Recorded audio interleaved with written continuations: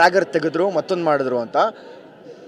ಪ್ರಥಮಣ್ಣ ಒಂದು 10 ಅಡಿ ದೂರ ಕೂತಿದ್ರು, ಇನ್ನೊಬ್ರು ಇಲ್ಲಿ ಕೂತಿದ್ರು. ಅಲ್ಲಿ ಬಂದಿರೋರು ನನಗೆ ಹೊಸ ಪರಿಚಯ ಅಣ್ಣ, ನನಗೆ ಪರಿಚಯನೇ ಇರಲಿಲ್ಲ. ನಾನು ಹೋಗಿದ್ದೆ ಅಲ್ಲಿ ಆ ಜಾಗಕ್ಕೆ, ನಾನು ಯಾವಾಗಲೂ ಹೋಗ್ತೀನಿ.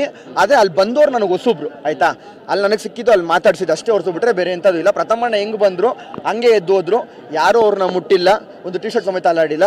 ದೇವಸ್ಥಾನ ಮುಂದೆ ತಾನು ಆಗಿರೋದಿದ್ದು. ನಾನು ಸತ್ಯ ಹೇಳ್ತಾ ಇದ್ದೀನಿ, ನಾನು ನಂಬಿರೋದು ದೇವ್ರನ್ನ. ಬೆಳಗ್ಗೆ ಎದ್ದ ತಕ್ಷಣ ದೇವ್ರ ಪೂಜೆ ಮಾಡಿ ಆಚೆ ಬರ್ತೀನಿ ಕೆಲಸ ಮಾಡಬೇಕು ಅಂತ. ಅದೇ ದೇವಸ್ಥಾನದ ಮುಂದೆ ಯಾರ್ಯಾರಿದ್ರು ಎಲ್ಲರೂ ಬರೋಕ್ಕೆ ಹೇಳಿ, ನಾನು ಅಲ್ಲಿ ಪ್ರಮಾಣ ಮಾಡ್ತೀನಿ ಏನಾಯಿತು ಅಂತ. ಅವರು ಪ್ರಮಾಣ ಮಾಡಲಿ.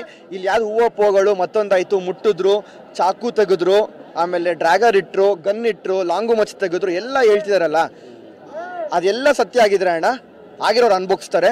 ಆಗಿಲ್ಲ ಅಂತ ಹೇಳಿದ್ರೆ ದೇವ್ರು ನಮ್ಮ ಪರ ಇದ್ದಾನೆ ಅಂತ ನಾನು ಒಪ್ಕೊಂತೀನಿ ಅಣ್ಣ. ಇವಾಗ ನಿಮ್ಮ ಮಧ್ಯೆ ಇನ್ನೊಬ್ರು ಮಧ್ಯೆ ಜಗಳ ನಡೀತಿರುತ್ತೆ ಅಣ್ಣ, ಮೂರನೇ ವ್ಯಕ್ತಿ ಬಂದ್ಬಿಟ್ಟು ನಿಮ್ಮ ಹತ್ರ ಬರ್ತಾರೆ. ಅವಾಗ ಜಗಳ ಯಾವ ಕಡೆ ತಿರುಗುತ್ತೆ ಅಣ್ಣ ಅಲ್ವಾ? ನಾನು ತುಂಬ ಚಿಕ್ಕ ಹುಡುಗ ಅಂತ ಆವಾಗಲೇ ಹೇಳಿದೆ. ಅದು ಮಧ್ಯೆಯಲ್ಲಿ ಹೋಗ್ಬಿಟ್ಟು ನಾನು ಕಡ್ಡಿಯಲ್ಲಿ ಆಡ್ಸೋದು ನನಗೆ ಬೇಕಾಗಿರಲಿಲ್ಲ.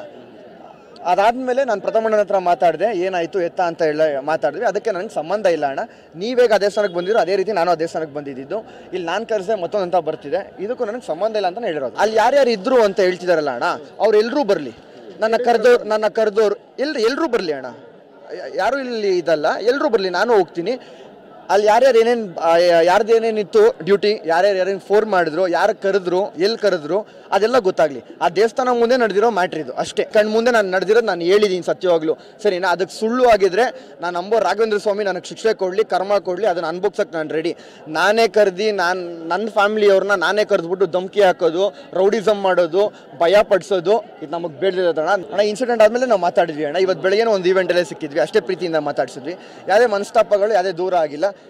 ಇದೇ ಈವೆಂಟಲ್ಲಿ ತಿರ್ಗಿ ಅವರು ಬರ್ತಾರೆ, ಸಿಗ್ತೀವಿ.